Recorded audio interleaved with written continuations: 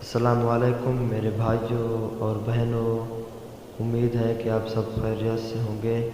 اس video میں ہم بیان کرنے والے ہیں حضرت علی رضی اللہ عنہ کا اپنی تلوار بیچنا۔ حضرت علی کرم اللہ وجہ مدینہ کے بازار میں مارے پھر رہے تھے۔ آپ رضی اللہ عنہ اصل میں اپنی تلوار بیچنا چاہتے تھے۔ آپ رضی اللہ عنہ نے نحیف آواز میں فرمایا، کون مجھ سے یہ تلوار خریدے گا؟ بس اس ذات کی قسم ہے جس نے دانے کو بھاڑے میں نے اس کا ذریعہ بہت دفعہ رسول اللہ صلی اللہ علیہ وسلم کا دماغ کرتے ہوئے مصائب کو دور کیا۔ اگر میرے پاس ایک منتہا بند کی قیمت بھی ہوتی تو میں یہ تلوار نہ بیچتا۔ بھائی اگر ہماری ویڈیو اچھی لگے تو سبسکرائب کرنا مت بھولیں۔